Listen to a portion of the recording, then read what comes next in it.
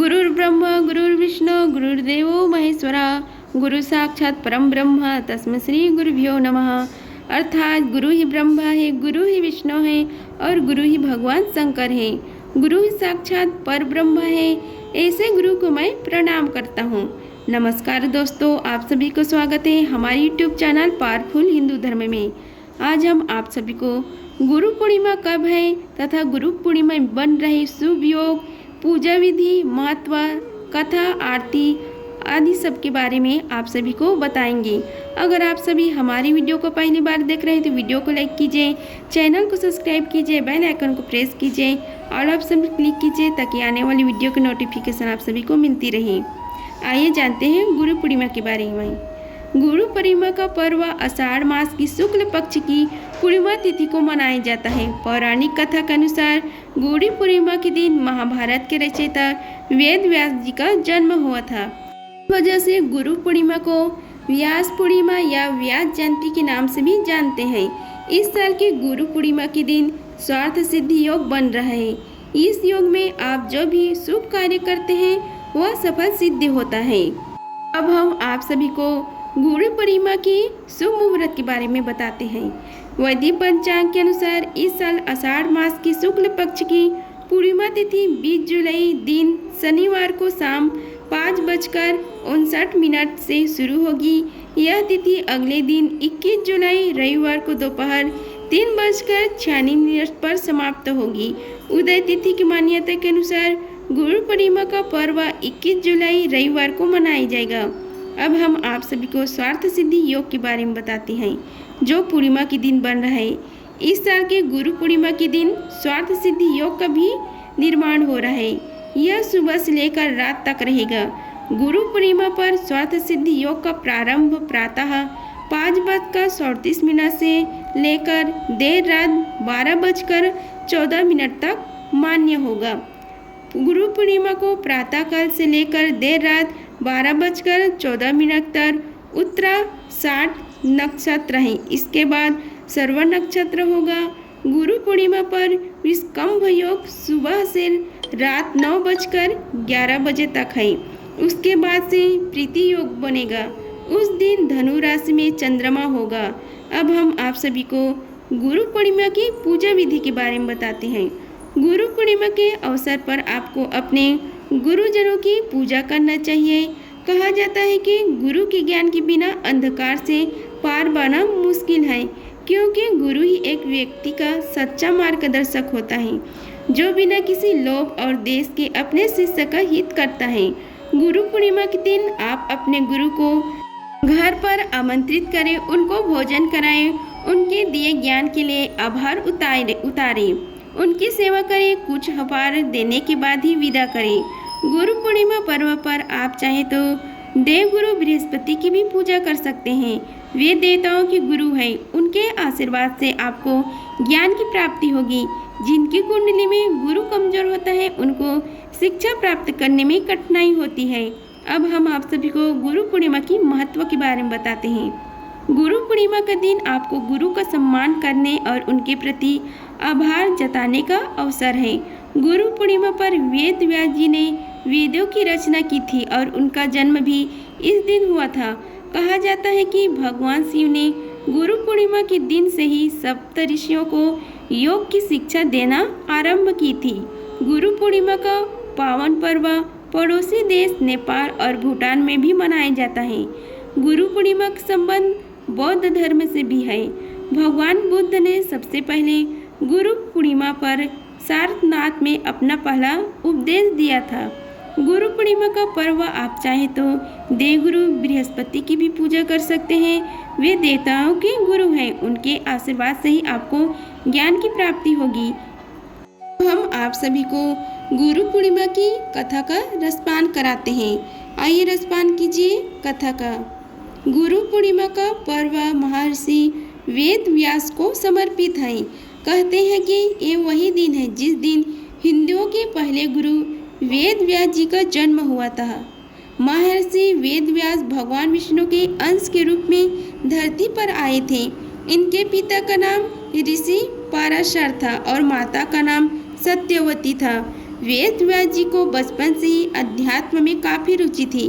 उन्होंने अपने माता पिता से प्रभु दर्शन की इच्छा प्रकट की, जिसके लिए उन्होंने वन में जाकर तपस्या करने की मांग की, लेकिन उनकी माता ने इस इच्छा को नहीं माना। महर्षि वेद व्यास जी ने अपनी माता से इसके लिए हट किया और अपनी बात को मनवा लिया, लेकिन उनकी माता ने आज्ञा देते हुए कहा कि जब भी घर का ध्यान आए तो वापस लौट आना। इसके बाद वेद व्यास जी तपस्या हेतु वन में चले गए और वहां जाकर उन्होंने तपस्या की। इस तपस्या के पुण्य से उन्हें संस्कृत भाषा में प्रवीणता हासिल हुई। इसके बाद वेद व्यास जी ने चारों वेदों का विस्तार किया, साथ ही महाभारत, 18 महापुराणों और ब्रह्मास्त्र की रचना की। इसी के साथ उन्हें अमरता का वरदान प्राप्त हुआ।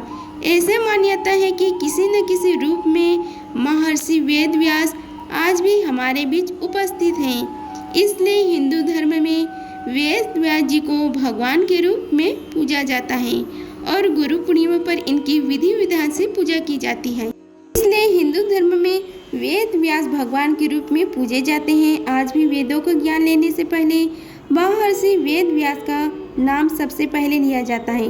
गुरु पूर्णिमा के खास मौके पर आप भी महर्षि वेद व्यास जी की पूजा करें और उनकी कुछ अहम बातें को जरूर जानें, जिसका प्रभाव आपके आने वाले भविष्य को बेहतर बनाएंगे।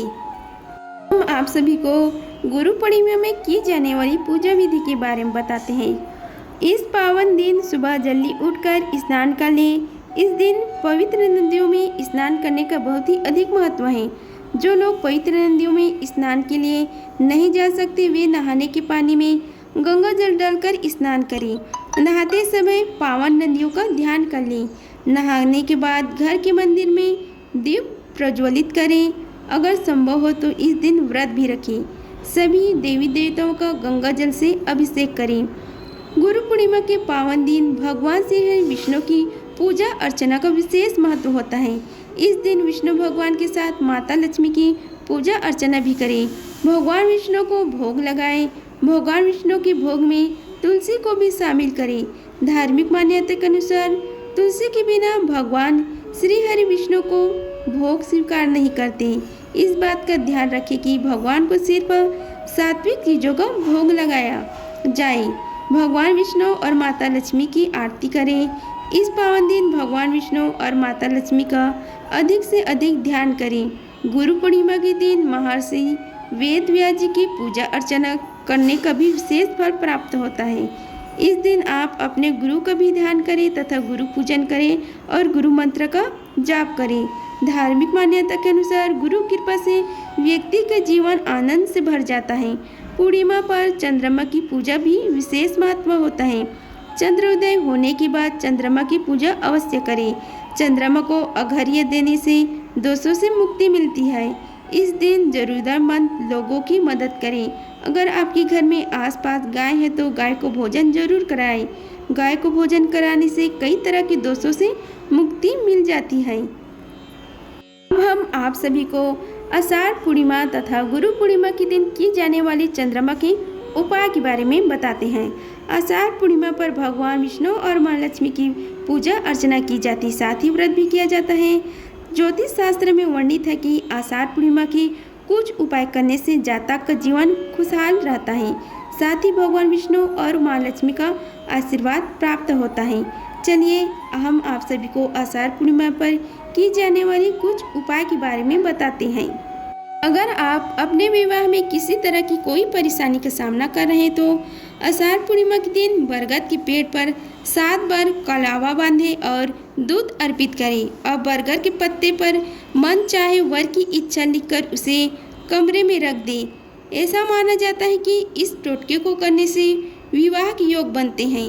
ज्योतिष शास्त्र में बताया गया है कि यह उपाय बेहद फलदायी साबित होता है। मान्यता के अनुसार आषाढ़ पूर्णिमा के दिन चंद्रमा को अर्घ्य देना उत्तम होता है। उसके लिए 1 लोटे में जल, दूध, फूल, अक्षत और गंगा जल मिलाएं। भगवान चंद्रमा के वैदिक मंत्रों का जाप करें तथा अर्पित करें। ऐसा माना जाता है कि इस उपाय को करने से मानसिक शांति मिलेगी, साथ ही साथ सभी भय से छुटकारा मिलेगा। इसके अलावा आषाढ़ पूर्णिमा पर दान करने का भी विधान है। इस समय आप इस दिन शुभ तिथि पर चावल, चीनी, मिश्री, दूध, दही आदि चीज़ों का दान करें। इससे कुंडली में चंद्रमा मजबूत होता है, जिससे इंसान के सभी बड़ी बिगड़े काम बनने लगते हैं। आप सभी को हमारी वीडियो पसंद आई होगी तो वीडियो को लाइक कीजिए, चैनल को सब्सक्राइब कीजिए और कमेंट बॉक्स में जय गुरुदेव लिखिए। धन्यवाद। मिलते हैं अगले वीडियो में, तब तक के लिए जय श्री राधे कृष्णा।